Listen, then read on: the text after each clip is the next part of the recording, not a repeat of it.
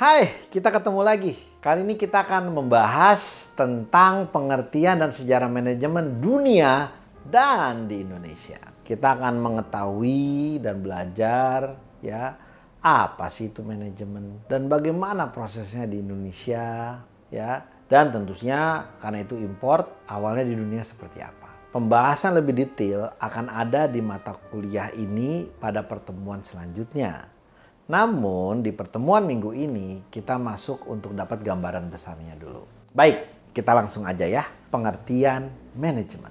Manajemen adalah proses perencanaan, pengorganisasian, pengarahan, dan pengendalian sumber daya, baik sumber daya manusia, keuangan, material, peralatan, semuanya yang dimiliki oleh perusahaan untuk mencapai tujuan organisasi secara efektif dan efisien. Manajemen bertujuan untuk mengoptimalkan penggunaan sumber daya yang ada di perusahaan sehingga tujuan yang telah ditetapkan dapat tercapai dengan cara yang paling hemat dan bermanfaat. Manage, mengelola.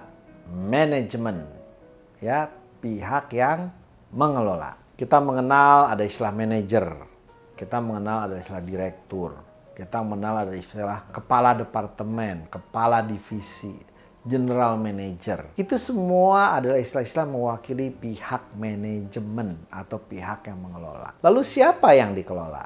Yang dikelola adalah karyawan, ya, staf, operator, petugas lapangan. Itu semua yang dikelola oleh manajemen. Ngomong-ngomong, pernah dengar istilah karyawan dengan pekerja nggak? Apa sih bedanya? Ya, kalau karyawan tugasnya adalah menghasilkan karya.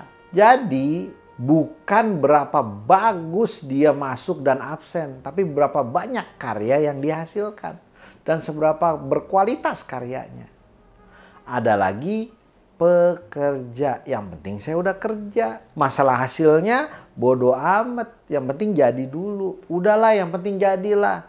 Maka bisa jadi kalau Anda lihat hasil karya yang nggak bagus, itu berarti mentalitasnya pekerja, bukan karyawan.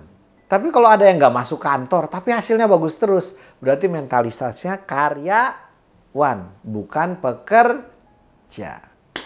Di dunia seni, harusnya lebih banyak karyawan. Di kantoran, lebih banyak pekerja. Dan mereka semua dikelola oleh manajemen. Manajemen terkenal dengan istilah doing the right things through other people. Melakukan hal yang tepat melalui orang lain. Kerjanya tadi, saya rencanain siapa yang mau ngerjain, saya organisasikan, saya arahkan. Ketika saya menjadi manajemen, itu tugas saya. Lalu saya kendalikan agar kerjaannya sesuai. Manajemen sendiri, sejarahnya dunia itu dibagi menjadi dua. Ada era klasik dan ada era modern. Era klasik itu ketika awal berkembangnya di akhir abad 19. Siapa tokoh-tokoh yang terkenal? Ada Frederick Taylor yang memperkenalkan manajemen ilmiah atau scientific management. Taylor berfokus pada efisiensi kerja dan produktivitas melalui metode ilmiah. Jadi terkenal sekali namanya time and motion studies. Studi pergerakan dan waktu. Kamu kalau ngerjain ini berapa lama sih? Yuk lakuin, saya hitung. Cetek, cetek, cetek, cetek. Ya, 1 menit kamu ngelakuin sekian kali. Oke, ngelakuin tahap ini kamu butuh sekian lama. Dia analisa semuanya. Dan mainnya adalah pendekatan ilmiah alias apa? Pakai data. Bukan ngomong opini. Jadi ada data, ada opini.